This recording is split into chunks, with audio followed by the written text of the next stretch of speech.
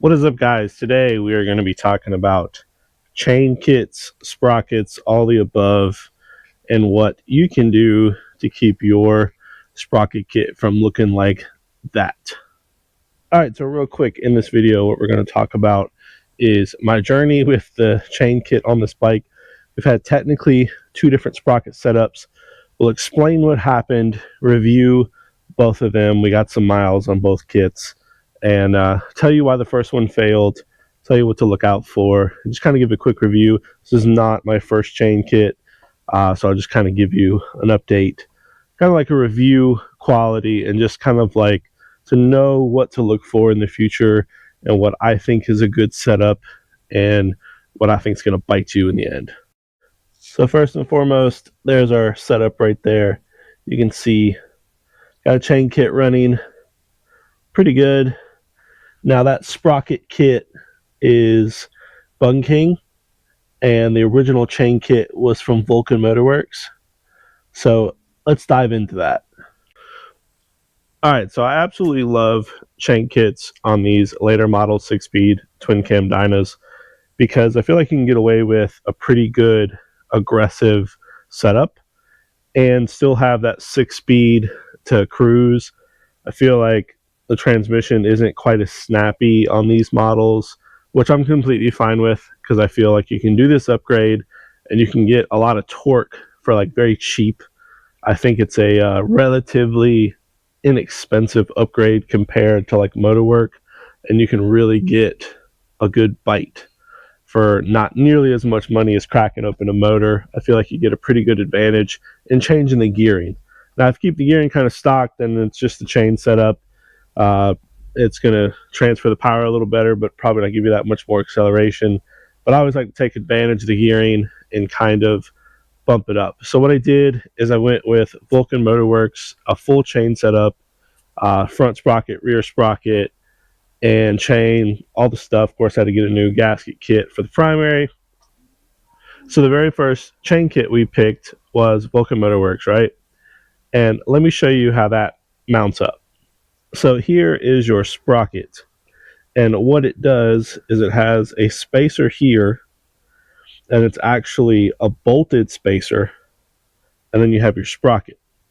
So these bolts here are actually this right here. These bolts are trapped behind the sprocket. And so basically how that works is you bolt the spacer to the hub on the wheel, and then you bolt the sprocket to the spacer. So it's like a two-piece setup. Now, previously I've only ran bolt through. So this bolt right here would go all the way through the sprocket and the spacer into the wheel. This is the first time I use this setup.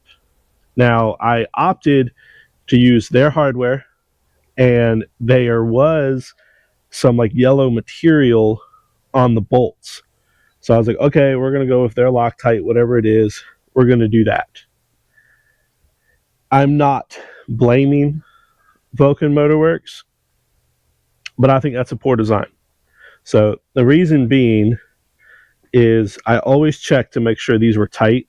I did a quick visual just to make sure nothing was backing out, and then from time to time I'd kind of like crank down on them. You cannot check these bolts right here. If your sprocket is bolted to your spacer, then you can't check this.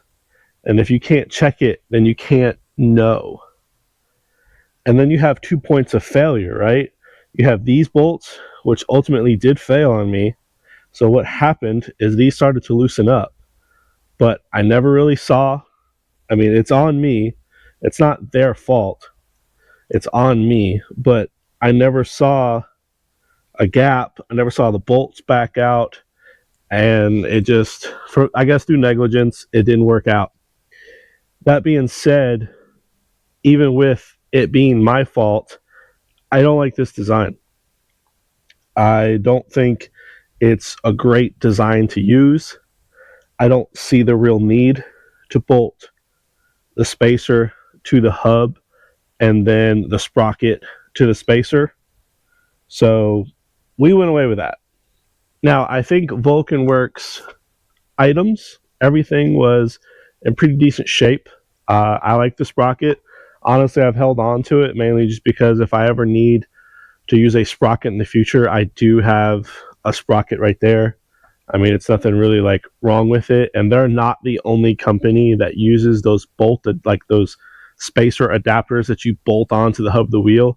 So basically, what had happened is I didn't notice it, and it probably happened pretty quickly, but it loosened up on me. I was 2 hours from home. I was on a little trip. I actually did a dyno day. We got this kind of like stock dynoed, and on the way back, I probably wasn't 30 minutes out from where we were, or maybe close to like 45, so almost halfway home. And I just lost all power. Like, engine was just free revving, all that stuff. And I was like, damn, I thought something in the transmission let go, whatever. I had all neutrals, and come to find out, it was the sprocket basically walked its way off and sheared those bolts. I was stranded. Luckily, we just dropped the bike off behind a tree at this person's house. And since it was an event we were doing, the wife had a truck with all the merch. I hopped in the truck, went and got the trailer, picked the bike up, blah, blah, blah. So it failed because the inside bolts loosened up, and they're not really serviceable. You have to take the sprocket off to check it and then put the sprocket back on. I don't deem that serviceable. But other companies offer that. Vulcan Motorworks is not the only one. So I do want to stress that this is not a bash on Vulcan Motorworks. But in general, I think this design is a poor design, mainly because it is harder to check. Now, of course, I am saying I'm 100% at fault here because this is something that you need to constantly check. But in fixing it, we took the wheel off and we tried to retap it. It looked okay. And then once I started doing the torque sequence, they just pulled right through. So we ended up drilling the wheel, tapping to the next size, getting new bolts, and I ordered another spacer and sprocket. The one good thing is because we had this set up, I was able to measure what we had and just order. I got a spacer and sprocket from Bungking. I've used them before. I've used some Bungking products. They're pretty good, and they're pretty cheap and high quality. So shout out to them. Again, not sponsored by anybody, just kind of showing you what we did. And we had to drill some stuff out to get the right bolt width because now we got some big honking bolts in there. But we did what we had to do. These wheels are like $1,200 if you can find them. People want a lot of money for these wheels. It's really hard to find just a rear wheel. So didn't really want to go that route. So we ended up getting that, drilled it out, tapped it, good to go, put some miles on it. She's been pretty true now, but it was just a regular bolt all the way through spacer and sprocket setup. I think that is 10 times better. We're technically still using the chain we got from Vulcan Motorworks. I don't know the name of the brand name on the chain. Of course, they didn't make it. And then we're using their front sprocket. I think it's a more stock style front sprocket with the 55 tooth in the back. I think that's a pretty good setup for being able to add a bunch of torque to this thing off the line and then still have okay cruisability. Obviously, your speedo is going to be off. It's off roughly like I think 9 to 10 miles an hour, but I can cruise at the speedometer will say 80 to 90, and the bike cruises up pretty good, so it's not that bad. But overall, I would not use that double bolt situation, no matter the company. We could probably go back and maybe find something through Vulcan Motorworks, but I knew exactly what Bungking used, and I just went with them. I tried to use Vulcan Motorworks because I hadn't heard a lot of things about them, hadn't used them before, and I know their chain setups are a little cheaper. This wasn't a quality issue. I think it's just a bad design. I would never offer something like that just be due to the way it works. But quality-wise, I think it's fine. Now, what we probably could have done is maybe cleaned off the Loctite they had, or whatever locking substance they had on those bolts. It wasn't a lot. Probably should have cleaned that up and put a bunch of red Loctite on it, and maybe we would not have been in this predicament. But with ordering hardware that already had some locking mechanism on it, we just used what it was because it was a kit. Shame on me. That's okay. But I figured this would be a cool lesson, because now looking back, in general, I would just never order that type of sprocket kit.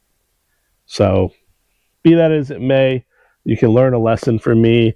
I highly suggest, regardless of the company you're going for, just get you a full bolt through spacer.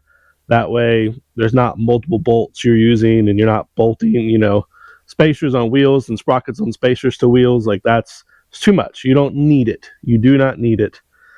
I guess if you have like a really weird custom shallow inset wheel, and I don't know, maybe something like that, but like some more chopper custom stuff. But this type of stuff, it ain't happening. As far as an actual review on the chain setup was fine. Again, I highly recommend on these 6-speed twin cam dynas, or maybe Softails and baggers, but especially these, I feel like you have so much room in your RPM band to just throw some torque multiplication at it and really get a nice rip on a bike and still keep your cruisability on the highway. I just think it's absolutely perfect. So that's going to kind of wrap it up. If you do have any questions, comment them down below. Just trying to put that information out there. It sucks sometimes when you break something, but spend a little bit of money, get it right, and then you kind of know for the future my setup that I will always use in the future. I know what to do now. Wanted to try a different product or a different situation. Never really thought about the way it worked, and you kind of live and learn. I would still use Vulcan Motorworks in the future, just would not use that design. I don't know if there's 100% option in a kit to get without that. I didn't really look. I just wanted something different because I knew what bungking would work. But I'm not opposed to using their stuff, in the future. Bungking, I know it works. Used them before, using them now. Happy with that situation. I know that chain kits require more maintenance, and maybe, you have to change your parts more often and set up a belt, but the amount of response and torque multiplication you get, I think it far outweighs the cons of what this stuff is. And if you're super worried about that, then we're never really looking forward to doing a chain kit anyways. So hit that like button, subscribe if you're not subscribed, comment any questions you have about this. I'll try to answer them. I know there might be a lot more questions. The stock components were heavier than I thought they'd be. I didn't get an accurate measurement before and after. Obviously, that chain is where the weight's going to be, but those stock pulley setups are not as light as you think. So weight-wise, obviously the chain kit's going to be a little heavier, but it still far outweighs in the torque multiplication area what you're going to give up in the weight. So perfectly fine there. But yeah, comment down below, subscribe if you're not subscribed, and keep it wretched.